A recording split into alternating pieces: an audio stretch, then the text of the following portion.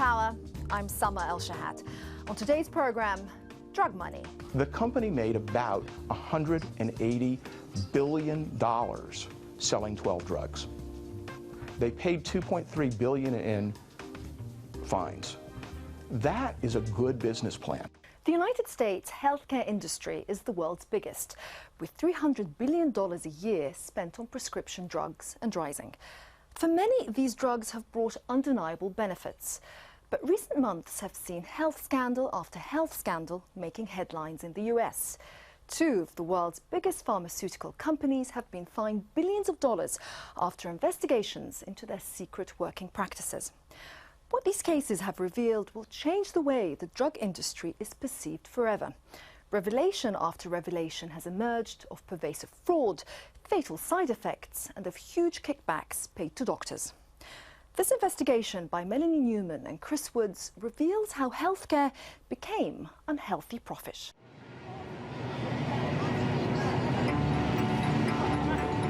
Thanks to modern medicine, many of us are living longer, healthier lives than ever before. But here in America, a disturbing trend is emerging of drug companies putting profits before patients. There's so much money to be made in stealing from the United States healthcare system. One of the things we are now looking at is going after executives in these companies and holding them personally accountable. A decade ago, David was prescribed Risperdal for a psychiatric illness, a drug made by Johnson & Johnson. US authorities had never approved Risperdal for treating his disorder. It had devastating consequences, he says. He's now wheelchair-bound with diabetes and Parkinson's. In a lawsuit against Johnson & Johnson, he blames Risperdal. His lawyers have asked that we protect his identity. All I can say is about Risperdal is, like, I'm holding myself together right now, but between the Parkinson's and the diabetes, it really has done the job on me. It's a bad drug, and it should be banned. I'm a living example. No life. US regulators have ruled that Johnson & Johnson misled doctors about potentially fatal risks associated with the drug, including diabetes. And did it help you at all? No, no. Psychologically, it didn't do anything for me. It just made me sick. You know, the manufacturer of this drug, Johnson & Johnson, yes. What would you like to say to them?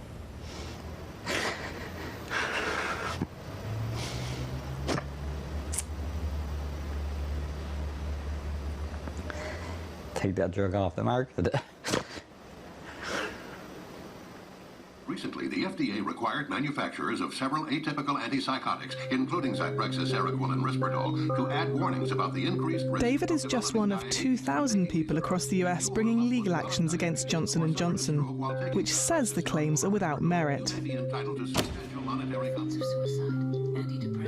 The US government and several states are suing in related cases. But this story is just one of many putting the drug industry in the dock. Most of the leading pharmaceutical companies in the United States have been fined for fraud. A common type of fraud is known as off-label marketing, which means advising doctors to prescribe drugs for unapproved uses. It's called fraud against the government, as Medicare ends up paying for drugs that might not work. Pharmaceutical fraud is one of our top 3 threats. Everybody is touched by these frauds in the extent that when you look at the billions of dollars that go into health care for the United States, a good percent, 3 to 10% of that is believed to be siphoned off in a fraud. That's money that could be going to very needy patients. And things seem to be getting worse. Dr. Dan Carlett, who blogs about the drugs industry, has tracked the changes. In the mid to late 1990s, this culture of inevitability of creating blockbuster drugs, I think, began to filter throughout the industries, all of the companies. And it became an issue where if you were a drug company and you did not have a blockbuster drug and you weren't making at least $1 billion a year on a drug, you were losing out and you had to get yourself together. And the way to get yourself together was to skirt the regulations, to not be afraid of being corrupt. But the US government is fighting back. In the last 2 years alone, it's fined 6 of America's top 10 pharmaceutical companies for fraud. Investigations are ongoing against another 3. Of the 10, only Roche remains untouched. In this period, the industry has had to pay out over $5 billion in fines. And at the top of the list sits Pfizer, the world's biggest drug company, with a global net profit of $8.6 billion. In September 2009, Pfizer settled civil and criminal charges with the federal government for illegally marketing 4 drugs. The Pfizer Corporation just paid $2.3 billion for fraud. Biggest fraud case in U.S. history, biggest criminal fine, biggest False Claims Act case. The company made about $180 billion selling 12 drugs. They paid $2.3 billion in fines. That is a good business plan. And Pfizer certainly had an interesting way of doing business. Witnesses in the case revealed just how the company persuaded doctors to prescribe its drugs. It entertained them in strip clubs. It told them that the blues teenagers feel when they don't make the football team were signs of treatable depression. And it paid them to endorse Pfizer drugs. One doctor received $150,000 in a year. Details of Pfizer's behavior came to light thanks to a small band of whistleblowers. Glenn DeMott was a top Pfizer rep selling the drug Bextra and earning $100,000 a year. They were training us to say things to physicians that were not accurate. Bextra was not approved to be used for acute pain. And we were out there trying to get standing orders for acute pain. So that just wasn't going to work for me. I didn't even understand why we were doing it. When DeMott raised concerns with his bosses about their marketing tactics, he was forced out of his job and hasn't worked since. You sort of get isolated, and then they just start throwing things at you to make you uncomfortable. I was never told exactly why I was on administrative leave. I repeatedly asked the question, but they would not respond. DeMott took his concerns to the Department of Justice and filed a legal claim. 5 years later, he shared $7.4 million from the Pfizer settlement with 4 other whistleblowers. Pfizer told us it accepted full responsibility for improper past promotional practices related to Bextra and 1 other drug. But it denied all other allegations made by the whistleblowers. DeMott is one of a growing army of whistleblowers exposing medical corruption across America. This is largely thanks to a US law called qui tam, from the Latin on behalf of the king. It allows individuals with a knowledge of fraud against the government to bring a legal case on its behalf and share in the proceeds.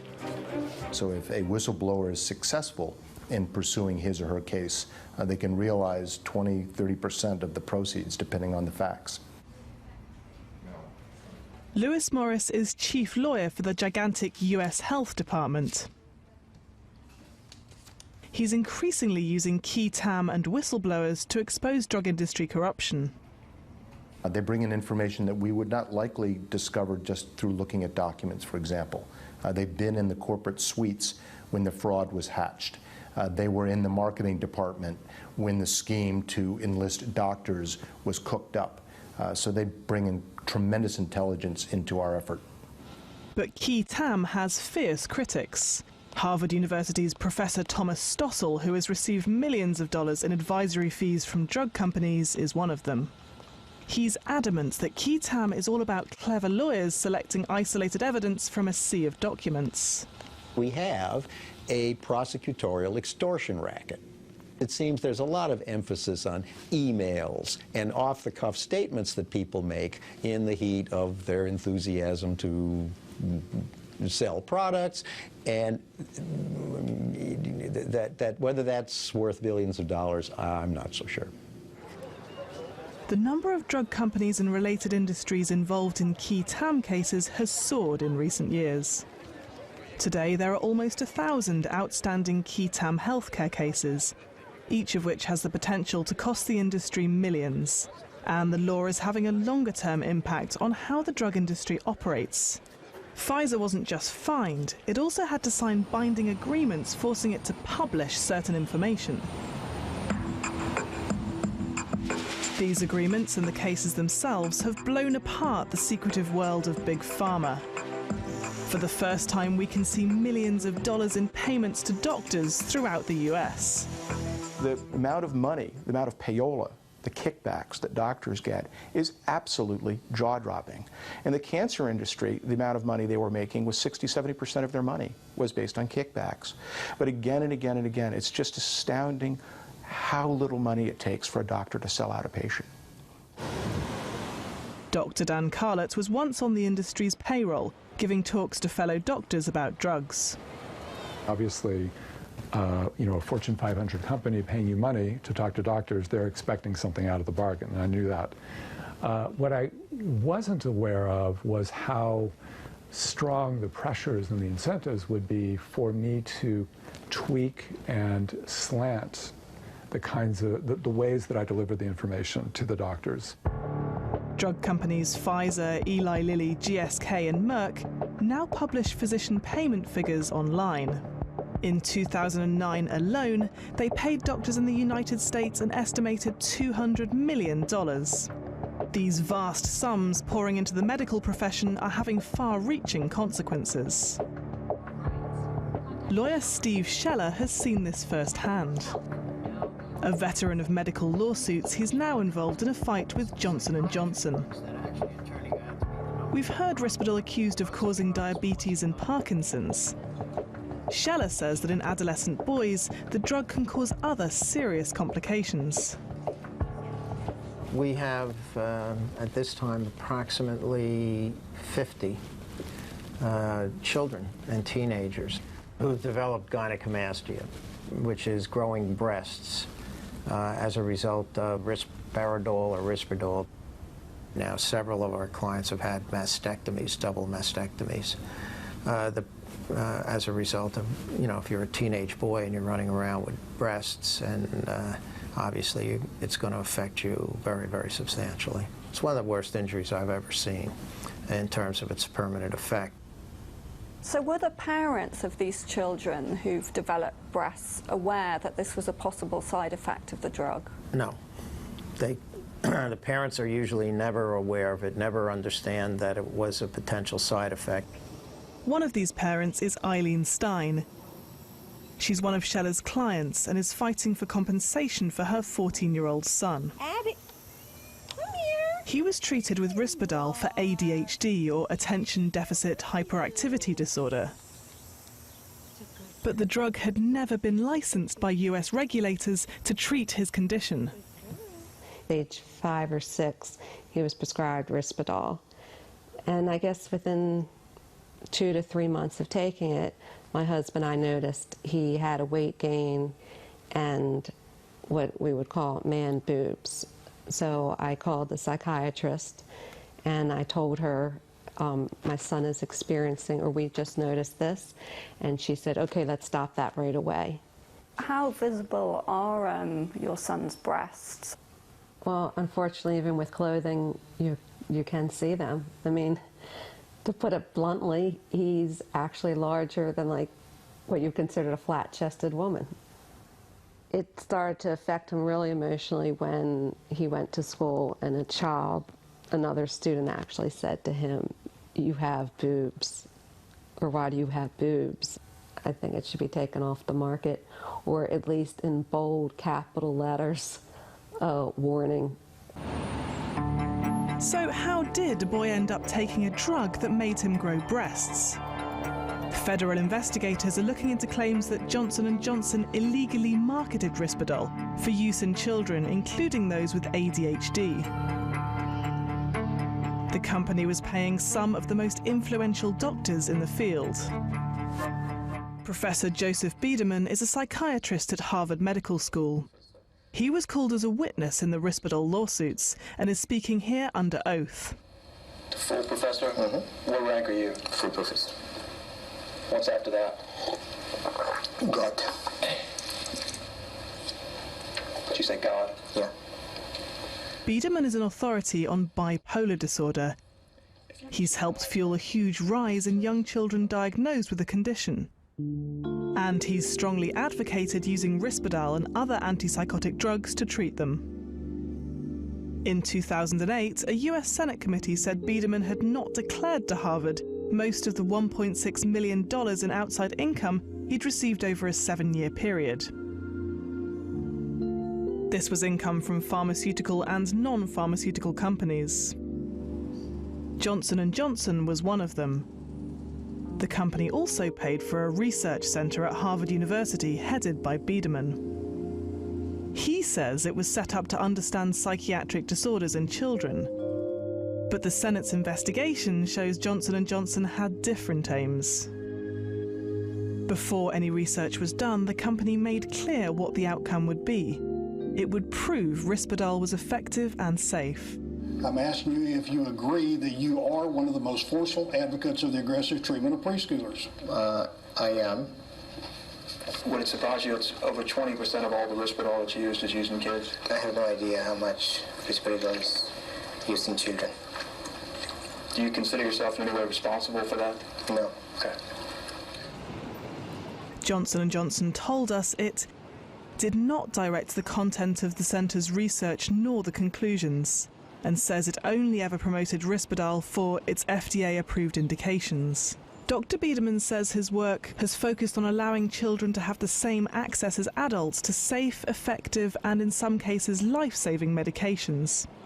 And he says he made full disclosure of his outside income in accordance with Harvard rules. With so many drug scandals hitting the headlines, the country's regulators are being swamped. Since I have type 2 diabetes, I try to do what my doctor says. But her blood sugar is still too high. Avandia was once the world's best-selling diabetes drug. It earned its maker, GlaxoSmithKline, billions of dollars. But it's now thought to have caused 100,000 heart attacks in the US alone. You as physicians and the public had a right to know that there was a major concern about this drug.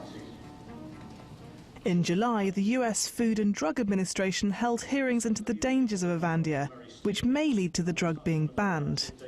Its license has already been suspended in Saudi Arabia. An investigation by the US Senate's Finance Committee found the totality of evidence suggests GSK was aware of the possible cardiac risks associated with Avandia years before such evidence became public. And that rather than sounding the alarm, the company focused on strategies to minimize or misrepresent findings that Avandia may increase cardiovascular risk, and sought ways to downplay findings that a competing drug might reduce cardiovascular risk. GSK, a British company, is still trying to prevent heart attack warnings being printed on its boxes. There's alternative medications that are equally, if not more effective, that don't have the same dangers. So why do you allow this one on the market? I would hope they ban it. A 13,000-strong class action suit has also been launched against GSK. GSK told us, results from 6 controlled clinical trials show that Avandia does not increase the overall risk of heart attack, stroke or death.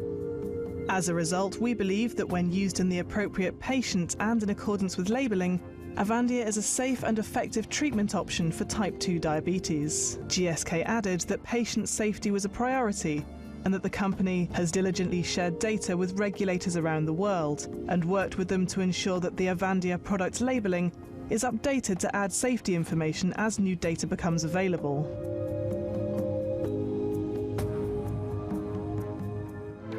You may be be entitled to substantial monetary... Many of America's leading pharmaceutical corporations appear mired in corruption. Can massive fines alone stop the rot? The US government is reaching for ever stronger powers to control the industry.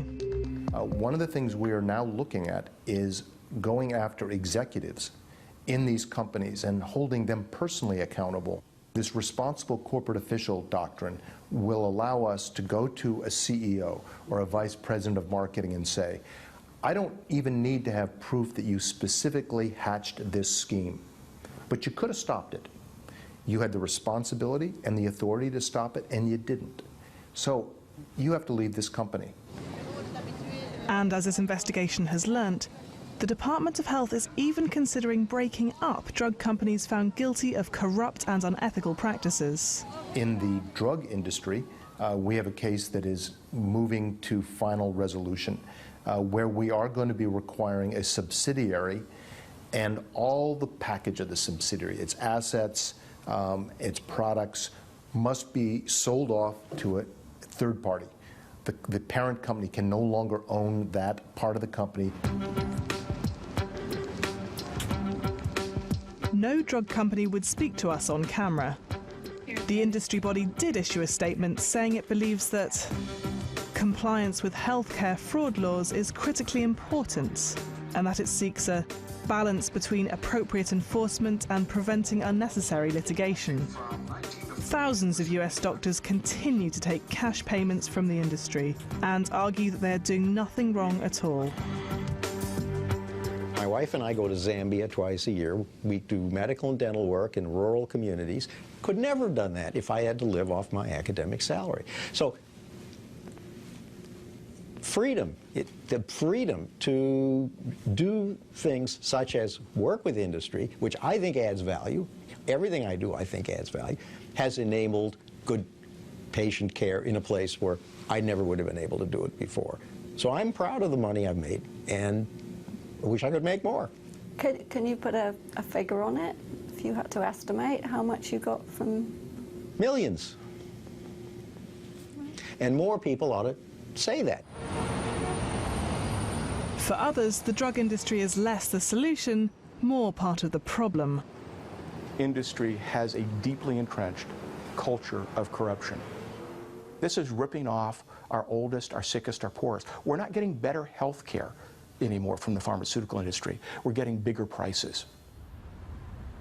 And some, like David, now see themselves as victims of an industry's search for unhealthy profits. I will not take another pill. The drug industry is too powerful over small people or the average person. They don't know what they're giving them. They know what they're giving them, but the people don't know what they're getting. That's all I want to say. That's it for this edition of People in Power. If you'd like to comment on our report or any other matter, we'd love to hear from you on aljazeera.net/English. Until next time, bye-bye.